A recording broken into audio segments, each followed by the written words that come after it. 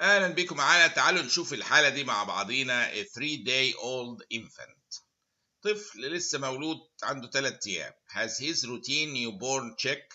you notice the following: blue and black macules on his back and buttocks. كان في على الباك والباتوكس black macules. he was born by normal vaginal delivery and has been feeding well since birth. يعني كله زي الفل. From the following list, pick the diagnosis that fits with the clinical description and picture. المفروض يبقى في picture هنا، هو كان المفروض يحط البيكتشر دهيت، ولكن يعني اللي حاصل نقدر نتخيلها من الصورة. blue and black macules on his back and buttocks.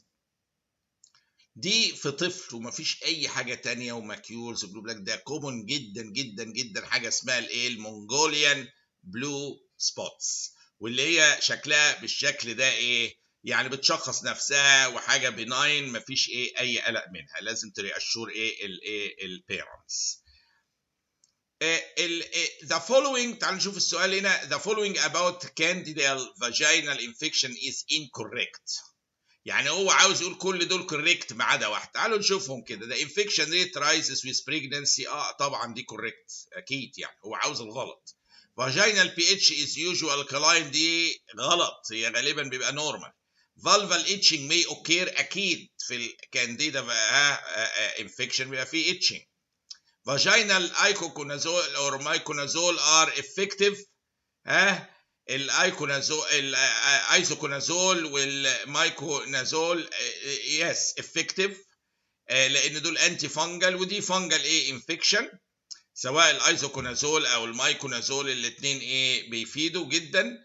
diagnosis usually made without need for culture. that is correct. دي واضحه، بتبقى تشيزي كريبي باتشز كده اهوت بقى موجوده، يعني بتنطق بتشخيص انها كانديدا، مع انها واحده بريجنانت او دايابيتيك او كده. كل دي بتدي احتمالات كانديديازيس. لكن الحاجه اليقينيه اللي هي البي اتش اللي معاها غالبا بيبقى نورمال بي اتش مش الكلاين. الكلاين دي امراض اخرى.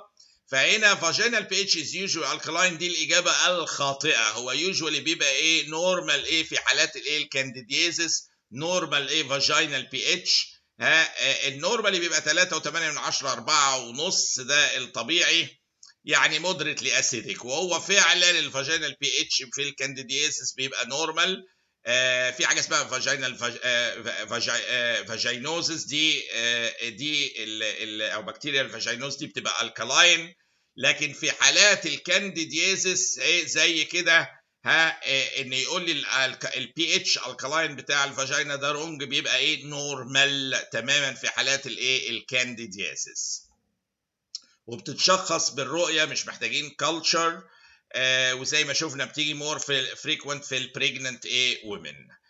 مانجمنت اوف asymptomatic bacteria includes، هو يقصد في واحده بريجننت غالبا، اللي بيقول اكسبكتنت مانجمنت ده بتاع واحده حامل يعني. induction of labor، مش معقول عشوائيه بكتيريا انديوس الليبر، يعني ما كانتش بقى خلصت. انتي بايوتكس، طبعا انتي بايوتكس في بكتيريا، امال هندي دايوريتكس هتعمل لنا انترافينوس هايدريشن، مش هيعمل لي شيء. يعني هي تيبيكالي لازم ندي انتي بايوتكس في علاجها، حتى لو هي اسيمتوماتيك. وهي دي التكه اللي في السؤال، وعاوز يقول لك هي اسيمتوماتيك بس هندي انتي بايوتك، لان اثناء الحمل البوسيبيليتي انها تقلب بيوتي محترم ممكنه وقائمه.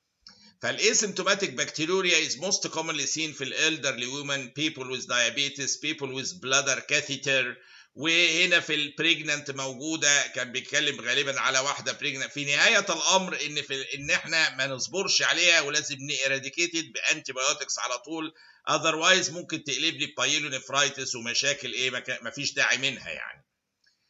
37-year-old woman with right lower extremity edema is evaluated because of the sudden onset of shortness of breath and pleuritic chest pain. بصوا بقى combination ده sudden onset of pleuritic chest pain وديسنيا او تاكيبنيا، ومعاها right lower limb edema، دي في تي بعت pulmonary embolism. يعني الثلاثه دول مع بعض، يعني we shouldn't miss it يعني خالص. اللي هو lower extremity edema في واحده في رجل، بيبقوا في رجل اللي هي في الرايت هنا هو، ومعاها sudden onset of pleuritic chest pain اللي هو بيجي من pulmonary embolism قرب البلورا، الميدياتورز اللي بتطلع بالانفاركت اريا بتirritate البلورا تعمل pleuritic chest pain، ومعاها sudden onset tachypnea من ال sudden obstruction في one of the pulmonary arteries. ده diagnosis هو حتى بيقول pulmonary embolism is made. خلاص خلصنا من التشخيص ان دي pulmonary embolism. Which of the following signs if present on physical examination؟ سؤال جميل قوي ياخدنا على الكلينيكال examination البسيط العادي. Would be the most specific indicator of pulmonary arterial hypertension in this patient. هو حاطط لي مجموعه حاجات. increase الجاجولار فينس بريشر. شوفوا لو في pulmonary hypertension ولسه ما حصلش رايت فيلير مش هيعلى الجاجولار فينس بريشر، مش هيعلى غير لو بدا ايه رايت سايدد ايه ديسفانكشن، فالبالمونري هايبرتنشن لوحده مش دليل. P2 louder than A2 يقينا. هو الارتري بنفترض ايه ماسوره كده اهو، افترضوها ايه ده الشريان اهو، وادي الفالف هنا في الاول، الفالف بيفتح الاورتيك والبالمونري يعدوا الدم وبعدين ايه البريشر جوه الارتري هو اللي بيعمل الساوند، هو اللي فكل ما يعلى البريشر في البالمونري ارتري الكلوزنج بريشر يبقى عالي، يعلى البي 2 عن الاي 2. فهي دي قاعده نفهم ميكانيزم السكند هارت ساوند. ما بيعتمدش على الريجيديتي اوف ذا فالف زي المايترال والترايكاستيد، لا بيعتمد في الاس 2 على الكلوزنج بريشر اللي في الارض. فانا اقول بالمونري فالف في حاله بالمونري هايبرتنشن فتحت عديت الدم، البريشر العالي في البالمونري هايبرتنشن تراك يروح قافلني تاني ايه معليل الصوت، تعلى بي 2 louder than A2. دي السنجل موست سبيسيفيك انديكيتور للبالمونري هايبرتنشن. بريفرال ايديما ايه دخلها بالمونري هايبرتنشن؟ يعني انها تقول لي يقينا في مليون كوز للبريفرال ايديما. اس 3 بعيده جدا عن هذا الامر، دي لما بيحصل ايه مثلا ايه هايبر كينيتيك سيركيليشن، ترايكاسبيد ريجيرج في مرحله معينه، والاكسسيف فلو بلاد اكروس الفال ممكن مع الفنتركل يترج شويه يحصل اس 3. بالمونري كراكلز دي انديكيشن لليفت سايدد فيلير غالبا.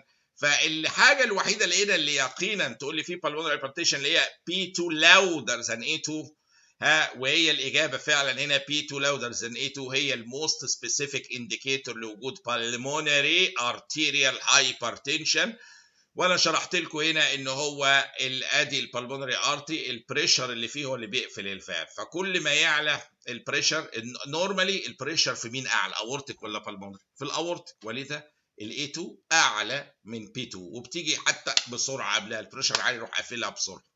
لو حصل بالمونري هايبرتنشن والبريشر بدا يعلى في البالمونري هتبص تلاقي ايه اهو دي اتسدت وبدات ايه تعلى الكلوزنج بريشر ايه هنا نتيجه الامبوليزم اللي سد ده، تبص تلاقي العيان ده ايه دخل ايه قفل لي البالمونري فالف بقوه يعلي البي 2.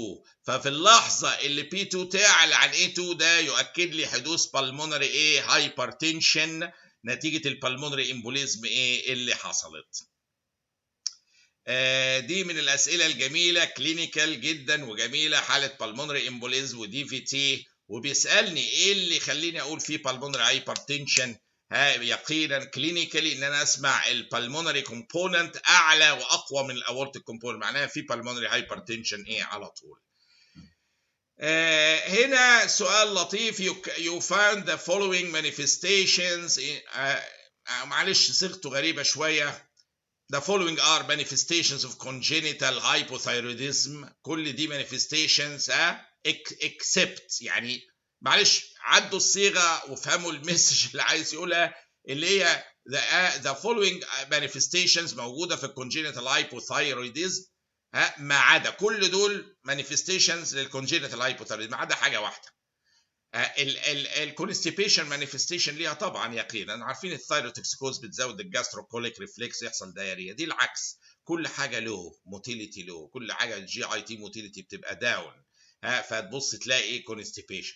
راف سكين يقينا من الديبوزيتس اللي موجوده ميكزوميتاز ديبوزيتس بتاع الميكسديما معروفه الراف سكين. هايبوتونيا يس الريفلكسز تبقى ايه نتيجه الديبوزيتس برضو في التنزل، بص تلاقي في ايه هايبوتونيا. التاكيكارديا اكيد دي غلط. هو بيقول اكسبت يعني عاوز الغلط، يبقى اكسبت تاكيكارديا. براديكارديا اكيد في براديكارديا. فكل دول صح ما عدا واحده، تاكيكارديا. التاكيكارديا دي بتاعت هايبر ثايروديزم مش هايبوثايروديزم، فهو هنا بيكلمنا على الهايبو، فبيقول كله صح ما عدا واحده. مع دي بداهه وكلنا عارفينها غالبا، اللي هي التاكيكارديا دي اكيد اجابه خاطئه. ودي صوره طفل ويز كونجينيتال هايبوثايروديزم. الهايبوتونيا موجوده، الثيك سكين ممكن يتلاقى، سبيشال فيشيال اكسبريشنز، الكونستيبيشن موجود تيبيكال عندهم، براديكارديا. لكن تاكيكارديا طبعا غلط في حالات يعني مش الاجابه الغلط هنا في حاله هايبوثايروديزم، تيبيكال نلاقي براديكارديا. نشوف السؤال الجاي باذن الله.